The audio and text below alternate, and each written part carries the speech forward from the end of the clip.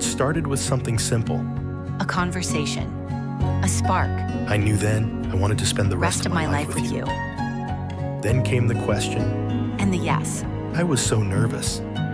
Then came the vows. The promises. I was so nervous. It was the start of something great. It was the start of the rest of our lives together. Love in the little things. And love in the big moments too. But not every day feels like a fairy tale. We have to navigate hard times too. Pressure builds. Life gets loud. But grace brings joy back in. Through the highs. And the lows. Through laughter. And tears. Through diapers. And dishes. Through silence. And slow dances. We chose each other. On purpose. Because great marriages don't just happen. They happen on purpose. Well, good morning, everybody. Thank you so much for being here today, and all of you that are with us online. We're so grateful that you are a part of this service too. Hey, I got to tell you, let me give you an update real quick before we get going in the message this morning. We are still on target to have a groundbreaking for the new worship center at the Missouri City campus in September. Construction begins in October, and the builder is saying to us, hey, we are still on. I think he said that in 1 year from right now, give or take a couple of weeks or whatever, you're going to be walking into the new worship center at the Missouri City campus. And 6 months later, the new children's building at the Missouri City campus. Great days are coming, and we are on target. And I wanted you to know that. And then at the Richmond Rosenberg campus, the second floor, I think we're going to actually start construction sometime around the first of the year. I'm expecting around January or before then. That's not official. That's just me. That's the long-range planning committee and finance committee, the ones that pull the trigger on that. But I think we're on target with that. And I believe VBS at the Richmond Rosenberg campus will have that second floor in place. And then it's the worship center right here at the Sugar Land campus. We are on target. I'm so grateful for that. Have you ever had a moment maybe in your marriage in which you looked at the other person and you didn't say anything, but you thought, what's happened to us? Well, we used to laugh at each other's jokes. We used to hang out and had a lot of fun together. And is the friendship beginning to wane?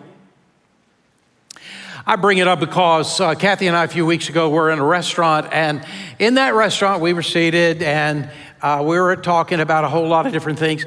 And then a young couple in their 30s, early 30s, were seated just directly in my sight. I mean, the situation was I couldn't help but look at them. I could not look at them because there they were right dead straight in front of me. I didn't try to spy on them. Kathy and I were talking, but every so often I'd look up and we were sort of in between topics and I would see this couple.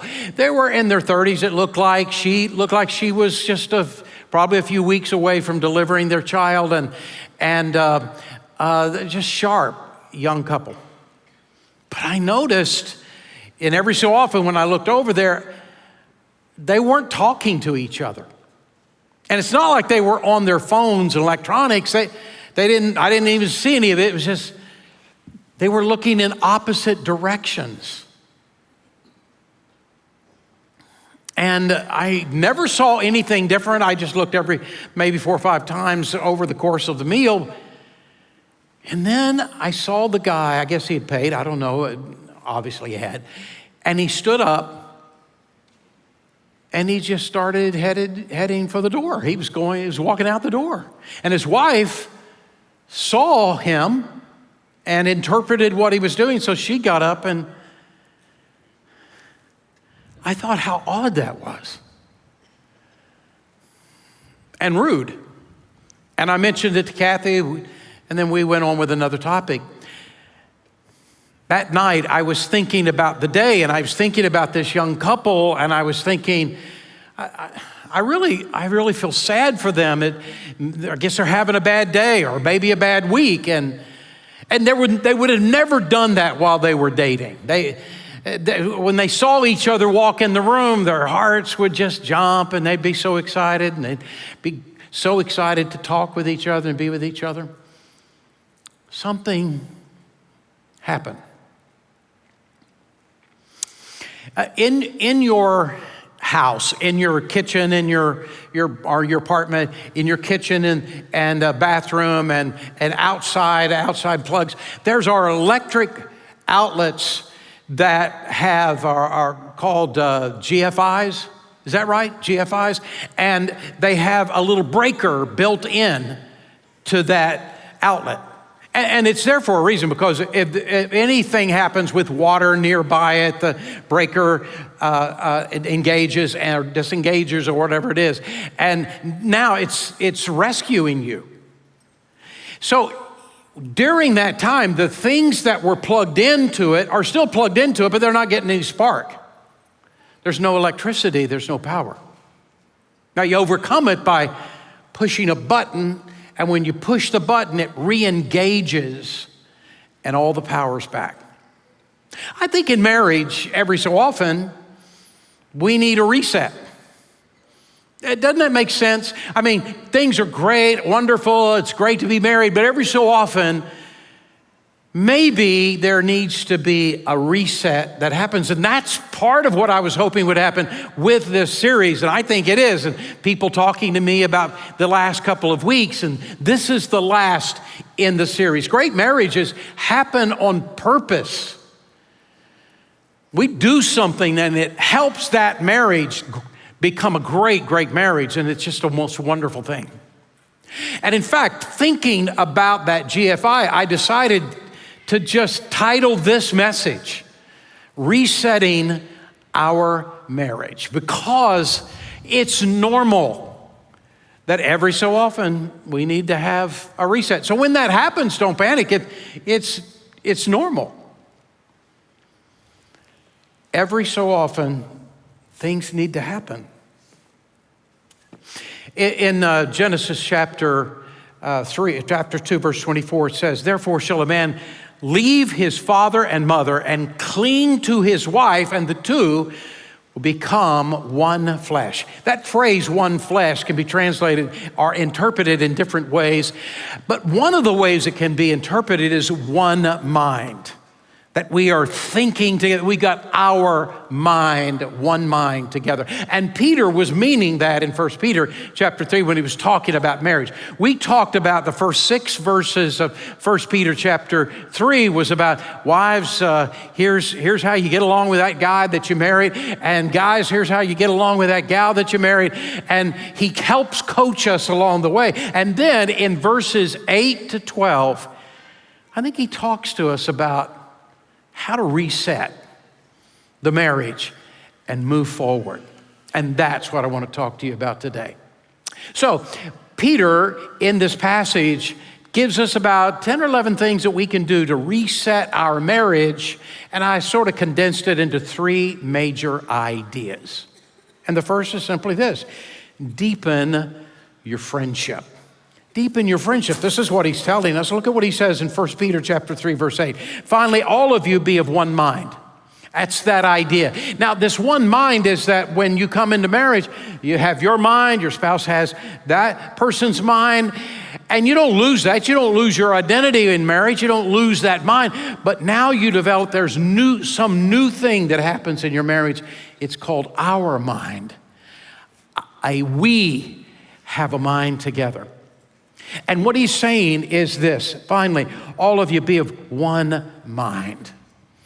Be sympathetic, love like a friend, be compassionate and humble.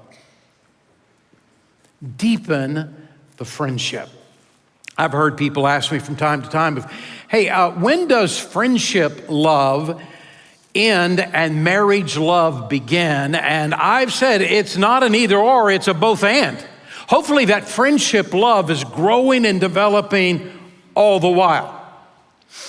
Pastor Juan Carlos, our Spanish pastor, is a brilliant guy. I don't know how well you know him, but he's an amazing guy. And he can turn a phrase, and here's his phrase about that. He said, romance starts the fire, but friendship keeps it burning. And he's so right. Life happens. And when life is happening as a married young couple, there's problems. There's work. Both of you have your jobs, and you come into the marriage with your jobs. You want to go up the ladder in that career of yours. You want to get promotions. You got to get more money and that sort of thing. That is going on, and it begins to take some of the time away. Your energies are trying to be better at your job and your career. And at the same time, everybody has problems, whether they're married or single. Problems just come. Then you put on top of that all of the economics, all the money issues that come. Whether you're single or married, the adult life is pretty tough because there are so many economics, so many money issues, but especially in marriage, you begin to face them. And then if the kids come along, wow. And what can happen in the midst of that is that if you're not careful, if you're not guarding it, your friendship can kind of go on the back burner. It costs a lot of money to grow and develop a family. My son, it was 23 years ago right now. It was before we came to Sugar Creek. We came in the fall 23 years ago, and we were still in Oklahoma City in our church that we were pastoring. And my son, my oldest son, Matthew, was between a junior and senior in college. And he was deeply in love with Shara, and Shara was deeply in love with him, and he had already proposed, and they were planning their wedding at the end of this next year. Both of them were seniors in college. And Matthew came to my office at the house there, and he said, Dad, would you help me start working on the budget for the beginning of our marriage? And I said, I'd be glad to do that. I taught both of our sons how to build a budget and stick with a budget. And they've both done so great with it. They've really been good with it. So Matt said, he had already been offered a job, and Shara had been offered a job. He said, we already know kind of what income we're going to have, and I need you to help me develop a budget for that. And he looked at me, and we had big eyes, and he said, Dad, we're going to be so rich. I said, boy, that's great, Matt. That's wonderful. I handed him a budget form, and I said, go upstairs, your bedroom, you work on it a while, then come back when you're finished. About an hour later, he came back down. He wasn't smiling anymore. And he handed me the sheet there, and he said, I'm sure I got some things wrong here, but we started going over it, one thing after another. And every so often, he'd stop me and say, you mean I have to pay for that? And I said, yeah, Matt, your mom and I have been paying for that for a long time. In a year, you're off the payroll. And I tried to look sad, though I was so happy. I didn't smile. I really suppressed that, looked sympathetic, but boy, I was so excited. You're off the payroll in a year, and you're on your own. And we kept going through the budget format, and wow, we got some thunder going on, don't we? We kept going through, and we were feeling that, the thunder, as we were going through this budget. And at about 3/4 of the way through, Matt stopped and looked at me, and he said, we're going to be so poor. I said, yeah, I think you probably are. But I said, here is the great thing. First of all, it just means you have to not buy everything you want to buy. You got to be careful. Don't take out any loans. Don't get into debt. Just do without for a little bit. It's really good for you, but I'm going to tell you, you'll be together. You and Shara will be married. You love each other. It's the greatest time. It is the greatest time to early in your marriage, just you two together. And I said, make the most of it. Go on a lot of cheap dates, but make the most of this time. And I got to tell you, when the kids come, it's the greatest time. I mean, it is the most wonderful time. Every part of marriage, every phase of marriage is just fantastic. But I said, Matt, be really careful with your money. You know, when a couple gets married, you know the first thing they do after marriage is they go shopping. Well, you gotta have furniture, you gotta have stuff. You came from two families that just have everything. Do you see all the stuff your parents have? You got to go get some of that stuff, but as soon as you do, you realize, wow, that stuff is so expensive. And if a couple isn't careful, they will want too much too soon and get in too much debt. And it starts putting pressure on the family way early. And if they're not careful, their marriage goes to the back burner. A reset in marriage will happen many times. It's normal. There are times in which we just got too caught up at work, too caught up with something else. We need to reset. We need to come back and reset. Don't panic when it comes, because the truth is, the end result of it is that your marriage will go to a higher level.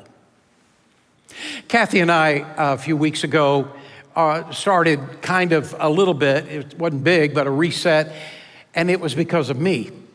A few weeks ago, 5 weeks ago or so, I was sitting just some downtime and kind of working through my life and things going on. And you know, when you pastor a church this size, there's so many people, there's 3 campuses, there's so many projects, and it comes with so many problems. It's every day, day after day. And what I realized as I was thinking about me is that I had gotten into a habit that wasn't good, in which I would be in a location, my body would be there, but my mind was somewhere else. Have you ever experienced that? Your body is here, but you're thinking a long way off. And I was just problem solving everywhere I went. I was just problem solving, and I wasn't there, even though I was there. And I realized I'm missing so many moments. So many moments with my grandkids and with my wife and with just life, just living. And I realized I had developed a habit of being somewhere but not there in my mind. I shared that with Kathy. I told her what was happening with me, and I said, I got to be in the moment. I've got to be where my feet are, and I need your help to help me. And we've been working on that ever since. You can get into some habit sometime and not even realize it, and there needs to be a reset. Marriage needs moments that are not about work, not about kids, not about bills, just about you. So here's application number 1. Choose less stuff and more moments. There needs to be a reset maybe in some marriages that are here, that you choose to get less stuff and more moments. Allow yourself to have less things than your friends. You got friends and they got so many things, and you look at it, you celebrate it with them. It's wonderful, it's fantastic, but you don't have to have it. Allow yourself permission to not have what other people have. You have no idea how much in debt they are. You don't have any idea the pressure that's in their life because of the debt. Don't put yourself in that position. Allow yourself to be in a position where you have less stuff and more moments with each other. Put more energy into building your relationship, and you will always win. A deeper friendship is the first goal. Friendship expresses compassion for each other. The word compassion actually means to feel what another person feels, to understand and identify with that person. You hurt when she hurts. You're happy when he's happy. You share life together, compassion for each other. That's what Peter mentions. Friendship expresses a tender heart. Notice the King James Version. It's sometimes a little bit awkward, but listen to how it reads. In 1 Peter chapter 3, verse 8, it says, "Finally, Be you all of one mind, having compassion for one another.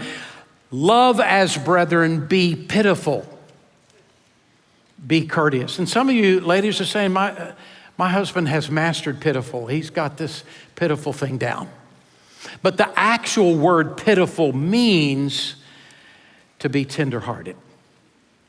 To be tenderhearted toward each other, to be sensitive and affectionate toward the needs of your mate. Application number 2 is this: in moments that call for comfort and encouragement, you don't have to solve all the problems. Just be there in compassion and tenderheartedness. When your spouse says, I need your help to solve the problem, okay. But many of the times, you don't have to solve the problem. You just have to be there. Put your arm around your spouse. I'm here for you. Compassion and tenderheartedness. Friendship expresses courtesy. In some translations, verse 8 uses the word humble-minded, but in others it is courteous. And the Greek word, though, means this. It means literally to place your mate's needs above yourself. And here's application number 3. Treat your spouse better than you treat anyone else, even yourself.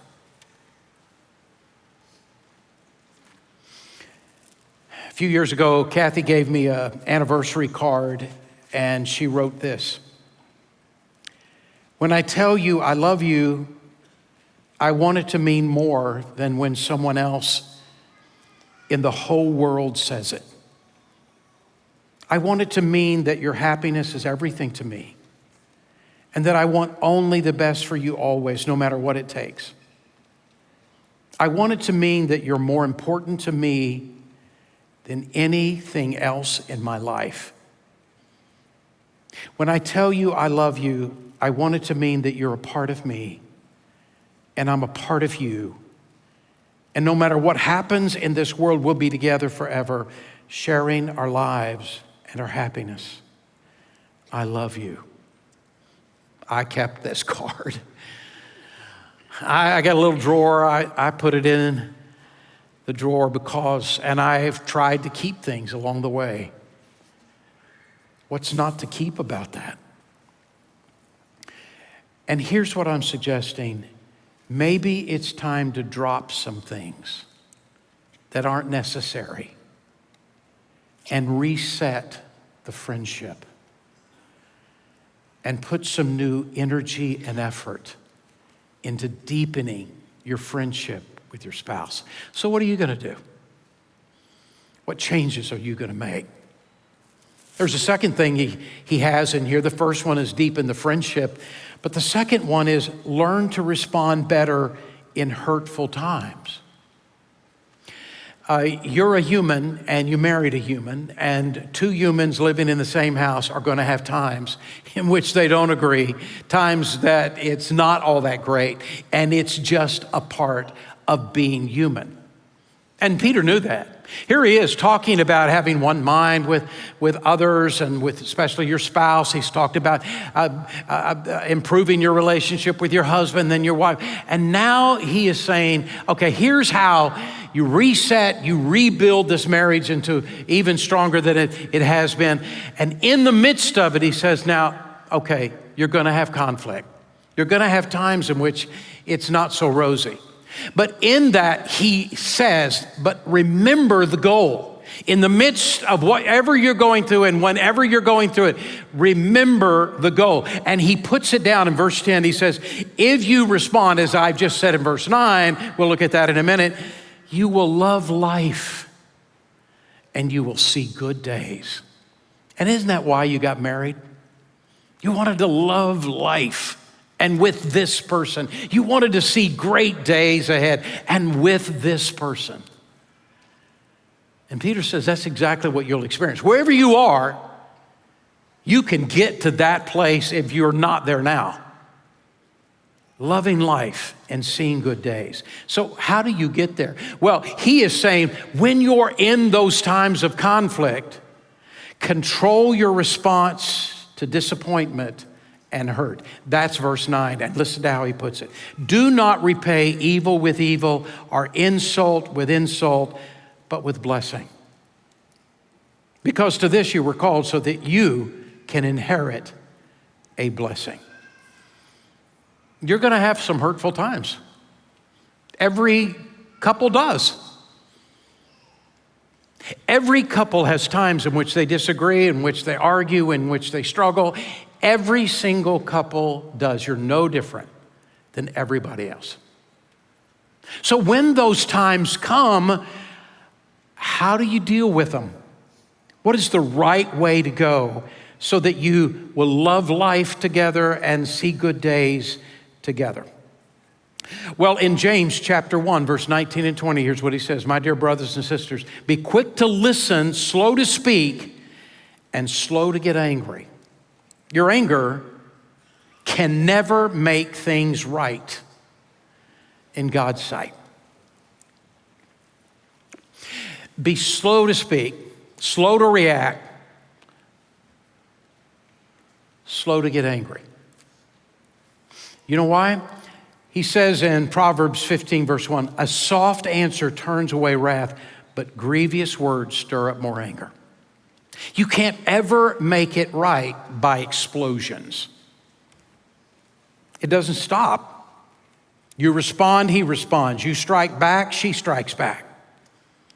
And the wounds go deeper and deeper. How do you deal with this time? I want to suggest Christian counseling is an option. And here's why. You say, oh, I don't need Christian counseling. I mean, we're not at the end. No, that's the problem. So many people see Christian counseling as the end. No, it could be at the beginning. When you and I are going through a new phase and we need some mentoring in our lives, Christian counseling is a great way to go. Or someone that you really respect in marriage, it's got a great marriage. Get with that person as a couple, with that person and their spouse, and get the coaching that you need. Get the mentoring that you need to take on the next area of your marriage. And do it early, don't do it late. Application number 4 is this: create a plan for handling conflict with your spouse. Listen to what he says in 1 Peter 3:11. Peter's even anticipating this. He says, you must turn from evil and do good. You must seek peace and pursue it. Find the right way to address those times in which you disagree, those times in which conflict emerges. So I want to give you a plan. It's not a one-size-fits-all. It's just the beginning of a plan. Here is the first thing: calm down. In that moment in which the temperature in the room is rising with your spouse, go take a walk. Leave the room and go take a walk. Sometimes in marriage, we get a lot of exercise. So when that time comes in which there's a struggle, have a break, calm down, go take a walk. Spend some time sort of bringing the temperature down. The second is then seek peace. He says in verse 11, seek peace and pursue it. Seek peace. To seek peace means that I establish a win-win in this discussion that we're having, not a win-lose. If you have a win-lose in your marriage over this problem, this issue that you're facing, if you win and your mate loses, you both lose. You can't always win the argument. You shouldn't always win the argument. What you must do is find a way to come to a win-win resolution of this moment. I've had so many people come and we do marriage counseling, and most of the couples that come into my office and we talk about their marriage, most are coming in and say, hey, we just really want to have a win-win situation, help us as we work through this. But every so often I'll get a couple, and when they come in, there is one person that has to win. got this personality that I have to win every argument. I got to have my way. And in the midst of the conversation, what happens sometimes is the guy, sometimes the gal. What happens is they're now trying to convince me. It's this way. This is the right direction. This is the right answer. And all the while they're doing that, I'm sitting there thinking, how could anybody live with you? You can't. You got to arrive at a position that says, I don't have to win all the time. Let's build a win-win. Let's find a way that both of us can agree. And let's come to the resolution of that. Find a solution in which you both win. Happy couples realize that marriage is a team sport, not a competition. Pursue peace is what he's saying. Pursue peace until you finally get it. There's a third thing I'd recommend, and that is agree on the majors and give space on the minors, and most things are the minors. There are some things you got to agree on. Are we going to have kids or not? And if we decide we are going to have kids, how many kids are we going to have? And how are we going to spend the money? That's got to be both people. And how are we going to spend our downtime? It's got to be both people. And what house are we going to buy? And there's big things. There's major things. And there's got to be an agreement. But most of the things are the minors. And in those kinds of times, don't nitpick the other. Don't be a perfectionist. It's got to be my way. You shouldn't be doing this and that. Instead, give ground. I love you. I'm going to give you grace. The Bible says in 1 Peter 4:8, love covers a multitude of sins. It doesn't even have to be sins. It covers a multitude of opinions. We don't have to agree on this. Number 4, march at the head of the other's parade. Be the president of your mate's fan club. Always be talking about your spouse, your wife, your husband in such positive ways, especially publicly, but even privately. Talk to them about how special they are. Be the president of their fan club. Be the cheerleader for your spouse. Here's the fifth thing. Don't just talk about problems. Especially when you go on a date, no problems on the date. You go on a date, we're not going to talk about the kids. We're not going to talk about problems. We're not going to talk about work. And some of you are thinking, well, okay, what's there left to talk about? Well, there's a lot of things to talk about. Talk about where you want to be the next 5 years. Talk about all the great things you see in your spouse. Talk about the good times that you've had and where you want to go in your future. Talk about how much you love each other. Talk about how special your spouse is. But whatever you do, have some times in your marriage where no problems are allowed. You got to talk about problems. You got to settle issues. You got to resolve those, but have some times in which no problems. And number 6, make time to have fun and be in the moment. Please don't do what I have done and I'm coming back to away from. Don't be somewhere, but your mind a million miles away. Here's the last thing that he talks about, and that is practice God's presence in your home. Look at what he says. 1 Peter chapter 3, verse 12. It's the last verse in this section. He says, for the eyes of the Lord are on the righteous, and his ears are attentive to their prayer. You know what he's saying? God is there in your house. God sees what you're doing and what you're saying with each other. Application number 5, God sees, God hears, and we care about what God sees and what God hears. At that end of verse 9, he says, because you were called so that you might inherit a blessing. Be a blessing in your marriage. Put God at the center of your home. How is it in your family you could take the next step of having God in the middle of your family? Let your kids see you living this life of a deeper friendship. Let your kids see you with God meaning so much in the center of your home. There's a reset. And as we do that, it is a decision that we make. We're going to put more emphasis in our friendship. We're going to learn how to discuss issues and have problem solving in ways that are healthier. We're going to have God in the middle of our family.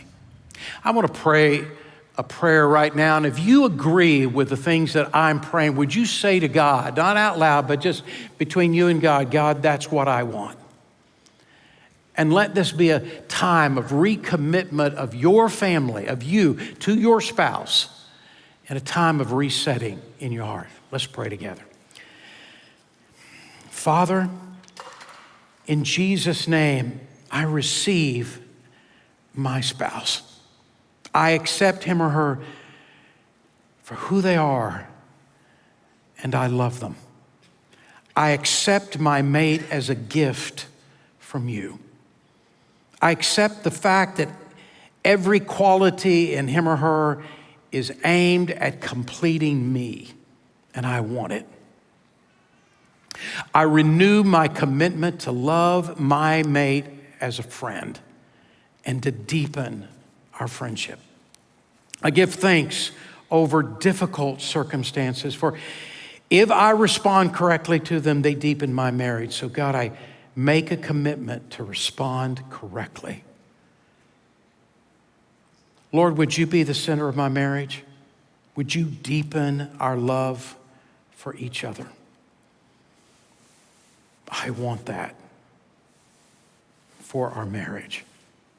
Father, I pray that you take this prayer, and I pray, Father, you would use this time to sort of reset us, to deepen our relationship with each other, our friendship with each other. God, take us to the next level with our spouse. And God, I pray that you'd help us to better deal with those tough times, those difficult times in our life, that we would respond better than maybe we have. Deepen our walk with you, and we ask, Father, that you would be at the core, at the center of our home, and show us how to do that. So that, Father, as our children watch us, we can teach them how to be married. We can teach them how to know you and to walk with you.